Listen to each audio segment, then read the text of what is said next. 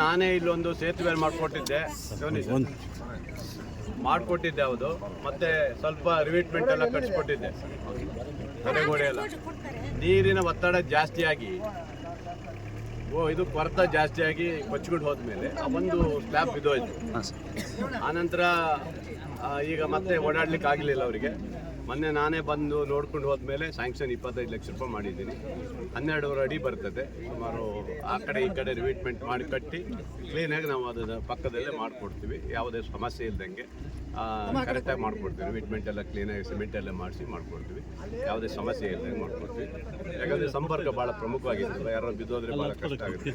ಅದರಿಂದ ತಕ್ಷಣ ಮಾಡಿಕೊಡೋಕ್ಕೆ ಅವಕಾಶ ಸಿಕ್ತು. ತಕ್ಷಣ ಮಾಡ್ತಾ ಇದ್ದೀನಿ. ಇವತ್ತು ಶಂಕುಸ್ಥಾಪನೆ ಮಾಡಿದ್ದೀನಿ. ಆದಷ್ಟು ಒಂದು 2-3 ತಿಂಗಳಲ್ಲಿ ಈ ವರ್ಕನ್ನು ಮುಗಿಸ್ಕೊಡ್ತೀನಿ. Thank you.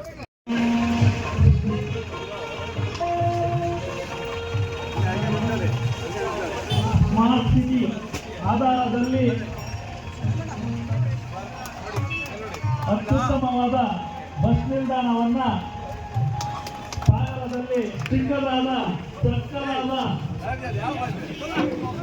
ಗ್ರಾಮಸ್ಥರು ತುಂಬಾ ಸ್ವಚ್ಛವಾಗಿಟ್ಟುಕೊಂಡು ಅದರ ಉಪಯೋಗವನ್ನ ಪಡೆಯುವಂತಾಗಲಿ.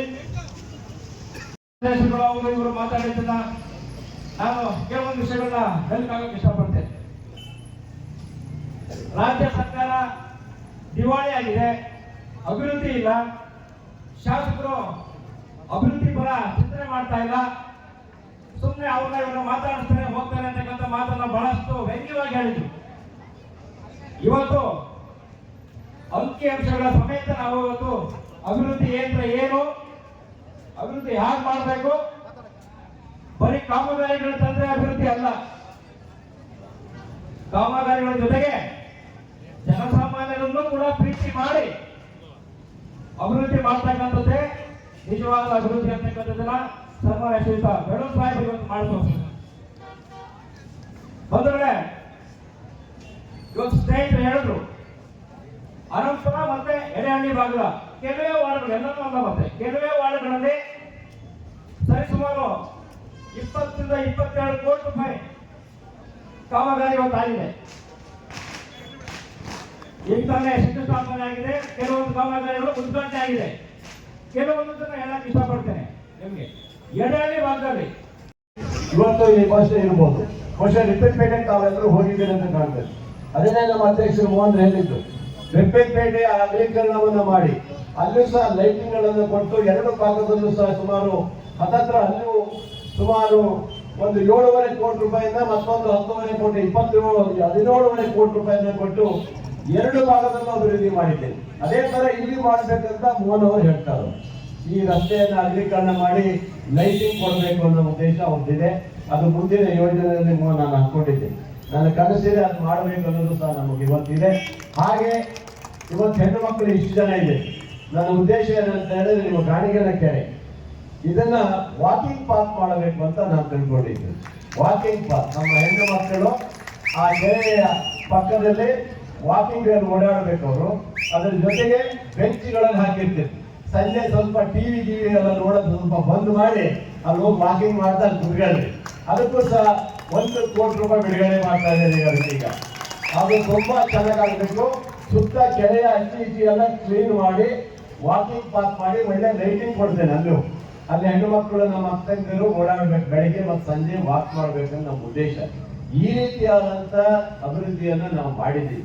ಯಾರೇ ವಿರೋಧ ಮಾಡ್ತಾರೋ, ಯಾರು ಏನ್ ಹೇಳ್ತಾರೋ ನನಗೆ ಚಿಂತೆ ಇಲ್ಲ, ಯಾರು ಮಾಡಿದಾರ ಅನ್ನೋ ಚಿಂತೆ ಇಲ್ಲ. ನಾವು ಮಾಡಿ ತೋರಿಸ್ಬೇಕು. ನನ್ನ 5 ವರ್ಷ ಅವಧಿಯಲ್ಲಿ ಆನಂದಪುರದ ನಿಮ್ಮ ಭಾಗದ ಒಂದೇ ಒಂದು ಕಾಮಗಾರಿ ಇರ್ಲಿಕ್ಕೆ ಬಿಡೋದಿಲ್ಲ. ನಾನು ಅಷ್ಟು ಮುಗಿಸ್ಕೊಡ್ತೇನೆ, ಭರವಸೆ ಕೊಡ್ತೇನೆ. ಇವತ್ತು ಬಸ್ ಸ್ಟ್ಯಾಂಡ್ ನಾವು ಬರೋಕ್ಕಿಂತ ಮುಂಚೆ ಹಿಂದೆ ನಾನೇ ಮಾಡಿದ್ದೆ. ಹಿಂದೆ 10 ವರ್ಷ 15 ವರ್ಷ ಹಿಂದೆ ಈ ಬಸ್ ಸ್ಟ್ಯಾಂಡ್ ನಾನು ಮಾಡ್ಕೊಟ್ಟಿದ್ದೆ. ಅದರ ನಂತರ ಹಾಳಾಗಿ ಹೋಗಿತ್ತದು. ಯಾರು ಪಾಪ ಮಳೆಗಾಲದಲ್ಲಿ ಕೂರ್ಲಿಕ್ಕೆ ಆಗ್ತಾ ಇರಲಿಲ್ಲ.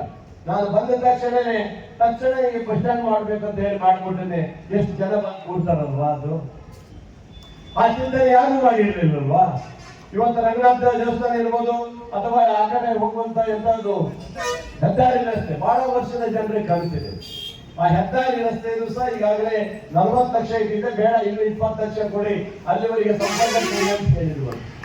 ಎಲ್ಲ ರಸ್ತೆಗಳಿಗೆ ಮಾಡಿಕೊಡುವ ಅವಕಾಶ ಇದೆ. ಇವತ್ತು ಮೋಹನ್ ಅವ್ರು ಹೇಳಿದ್ರು ಕೆಲವು ಓಡಾಡೋ ಜಾಗದಲ್ಲಿ ಗಣಪತಿ ಕೆರೆ ಇದ್ದ, ಗಣಪತಿ ಕೆರೆ ಮುಂಚೆ ಅಲ್ಲೊಂದು ಬಾವುಟ ಮಾಡಿದ್ದಾರೆ. ಗಣಪತಿ ಕೆರೆ ಮುಂಚಿದ್ದೆ ಅವ್ರ ಸಾಧನೆ. ಉಳಿದಿರ್ತಕ್ಕಂಥದ್ರ ಬಗ್ಗೆ ನಾವು ಹೆಚ್ಚು ಮಾತಾಡೋಂಥದ್ದೇನಿಲ್ಲ. ಇವತ್ತು ಬಂಧುಗಳೇ, ಈ ಪಟ್ಟಿನ ಮೊನ್ನೆ ಸೋಮಶೇಖರ್ ಅವರು ಓದ್ತಾರೆ ಸರ್. ಮುಂದಿನ ಈಗ ನೆಕ್ಸ್ಟ್ ಅವರೇ ಮಾತಾಡ್ತಾರೆ, 2 ನಿಮಿಷ ಪಟ್ಟಿನ ಅವರೇ ಓದ್ತಾರೆ. ಬಂಧುಗಳೇ, ಮುಂದಿನ ದಿನಗಳಲ್ಲೂ ಕೂಡ ಮಾನ್ಯ ಶಾಸಕರದ್ದು ವಿಶೇಷವಾದ ಕಲ್ಪನೆ ಇದೆ.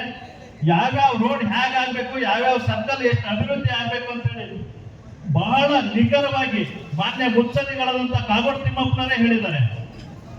ನಾನು ವಿದ್ಯಾವಂತ, ನನಗೊಂದು ತರ ದೂರದೃಷ್ಟಿ ಇದ್ದಿದ್ರೆ ಅವ್ರನ್ನ ಕೆಲವರು ಹಾಸ್ಯ ಮಾಡ್ತಾರೆ, ವಿದ್ಯೆ ಎಲ್ಲ ಹಾಗೆ ಅಂತ ಹೇಳಿ. ಆದ್ರೆ ಅವನ ಆಲೋಚನೆಗಳು ಬಹಳ ಅತ್ಯುತ್ತಮವಾದದ್ದು ಅಂತ ಹೇಳ್ಬಿಟ್ಟು ಮಾನ್ಯ ಕಾಗೋಡು ತಿಮ್ಮಪ್ಪನವ್ರು ಹೇಳಿದ್ರು. ಯಾಕೆ ಅದನ್ನ ಹೇಳಿದ್ರು ಅಂದ್ರೆ, ಬಂಗಾರಪ್ಪನವ್ರ ಗಡದಲ್ಲಿ ಬೆಳೆದಿರ್ತಕ್ಕಂಥವ್ರು ಇವತ್ತು ಬಡವರ ಪರವಾಗಿ, ಕೂಲಿ ಕಾರ್ಮಿಕರ ಪರವಾಗಿ